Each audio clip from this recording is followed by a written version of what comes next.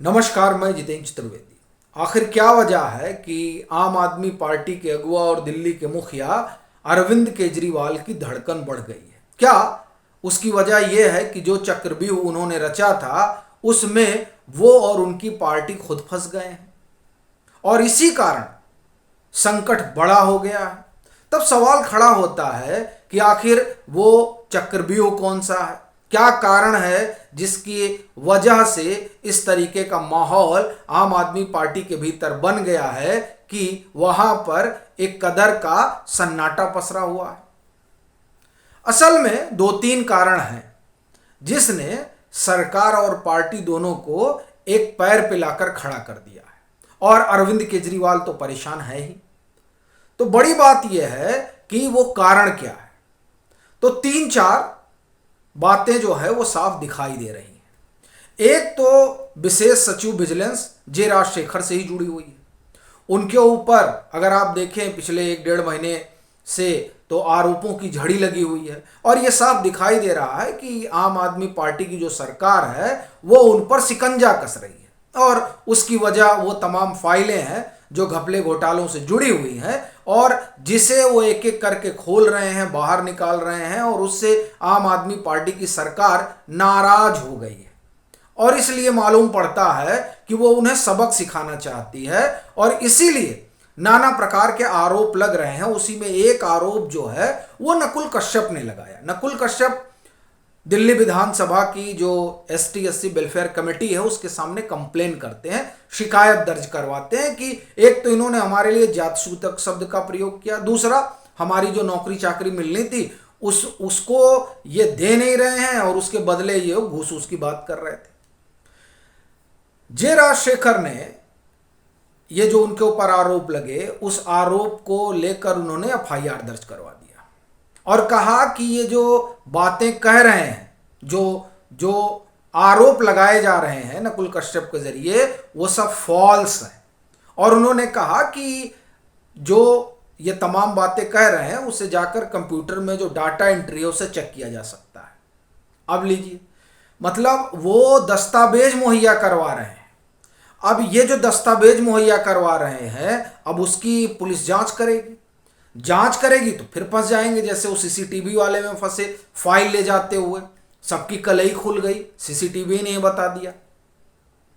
तो ये जो राजशेखर को घेरने वाला मसला है ये सरकार पर उल्टा पड़ता दिखाई दे रहा है। दूसरा मसला यमुना सफाई वाला। आपको हम लोगों ने चर्चा की थी कि कोई 6800 करोड़ रुपए खर्च हुए 5-6 सालों में यमुना की सफाई पर, लेकिन वो साफ नहीं हुई। अब सवाल यह था कि 6800 करोड़ गए कहां। ये सब तमाम विमर्श चल ही रहा था कि ये खबर आती है कि NGT ने एक कमेटी बनाई है, उच्च स्तरीय समिति है वो, जिसका चेयरमैन LG को बनाया गया है, और उस समिति का काम यह है कि जो तमाम डिपार्टमेंट हैं उनसे मेल जोल बनाकर यमुना के प्रदूषण को दूर किया जाए।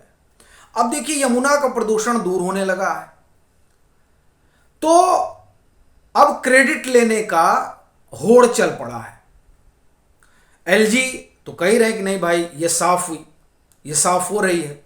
उधर आम आदमी पार्टी कह रही है कि नहीं ये तो मुख्यमंत्री जी की वजह से साफ हो रही है। अब बड़ा सवाल यह है कि ये इधर जो है 2-4 महीने में साफ जो होने लगी, तो मुख्यमंत्री जी तो 2015 से हैं, तो पहले क्यों नहीं हुई? ये सवाल स्वाभाविक उठेगा जब इस तरह की चीजें आएंगी। लेकिन जो सबसे बड़ी चीज है वो ये कि रामलीला मैदान में दिए गए अपने भाषण में अरविंद केजरीवाल ने कहा कि हमारे पास 100 मनीष सिसोदिया और 100 सत्येंद्र जैन। अब मनीष सिसोदिया और सत्येंद्र जैन पर बड़े गंभीर आरोप हैं, और इसीलिए भाजपा ये कह भी रही है कि इसके जरिए अरविंद केजरीवाल संदेश क्या देना चाहते हैं कि वो पूरी जो उनकी सरकार है वो एकदम भ्रष्टाचार पर ही सब कुछ हो रहा है क्या। अब ये सवाल तो उठता ही है चूंकि इन पर गंभीर आरोप है, और वो आरोप ही हैं जिसकी वजह से इन लोगों को बेल नहीं मिल पा रही है। तो जब ये इस तरह का उदाहरण देते हैं तो दरअसल अरविंद केजरीवाल अपनी सरकार को और अपनी उस यूएसपी को, जिसको लेकर वो बार बार बताते रहते हैं कि हम ईमानदार हैं, उसे कटघरे में खड़ा कर देते हैं कि क्या आपके पास ऐसे ही लोग हैं जिनके ऊपर हवाला जैसे गंभीर आरोप है। तो ये जो उन्होंने कहा, ये दरअसल कहकर वो अपनी उस ईमानदारी को ही कटघरे में खड़ा कर दिए। लोग कर रहे हैं वो अलग मसला है, लेकिन यहां तो पार्टी के अगुआ ने खुद ही को कटघरे में खड़ा कर दिया जब वो इस तरह की बात करने लगे। क्योंकि मामला सिर्फ शिक्षा का नहीं है, वैसे शिक्षा में भी कई तरह की चीजें निकल कर आई, तो इसलिए भी जो है सवाल उठने लगा।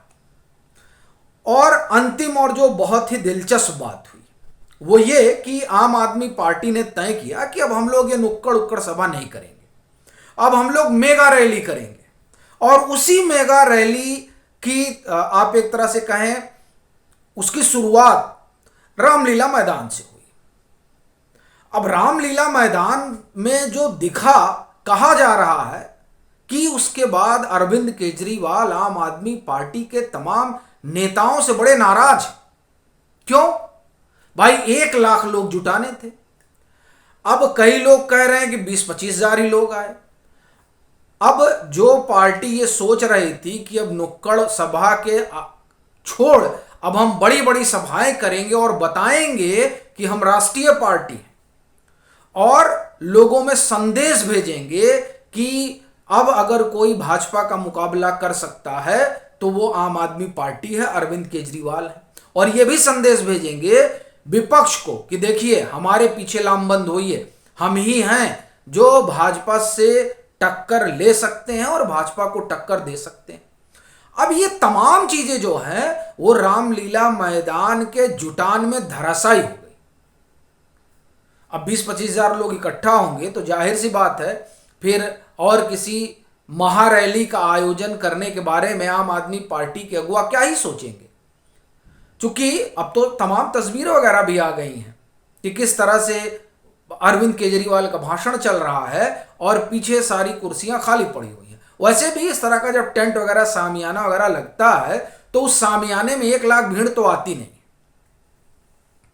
वो 30-40 हजार का स्ट्रेंथ कर दिया था। हाँ, खुला रहता, जैसे जब 2011-12 में भ्रष्टाचार विरोधी आंदोलन चल रहा था और अन्ना हजारे का मंच सजा था रामलीला मैदान में, तब लोग आते थे, तब इस तरह कोई सामियाना नहीं था, लोग इत्मीनान से बैठते थे और तब उसमें जो है भीड़ दिखाई देती थी कि हाँ लोग आ रहे हैं। पर यहां तो जो है अंगूर खट्टे हो गए आम आदमी पार्टी की अगुवा के लिए। तो ये जो तमाम चीजें एक एक करके घट रही हैं वो असल में ये बता रही हैं कि आपका जो अपना आधार है और आपकी जो अपनी अपील है वो असल में अब धीरे धीरे घटती जा रही है। और जो तमाम तरह के आरोप प्रत्यारोप जो वो अधिकारियों पर लगा रहे हैं और लोगों पर लगा रहे हैं, असल में जिस तरह से तमाम चीजें अब निकल कर सामने आ रही हैं वो ये बता रही हैं कि आरोप जो है एक राजनीतिक टूल तो नहीं है, ये सवाल भी खड़ा कर रही है। और इस कारण ये कहा जा रहा है कि जो चक्रव्यूह अरविंद केजरीवाल की सरकार ने रचा था, कहीं उस व्यूह रचना में खुद सरकार, अगुवा और पार्टी तो नहीं फंस गई है। आपकी अपनी क्या राय है जरूर साझा करें। मतांतर से नहीं जुड़े हैं तो जुड़ें, वीडियो को लाइक करें और खूब शेयर करें।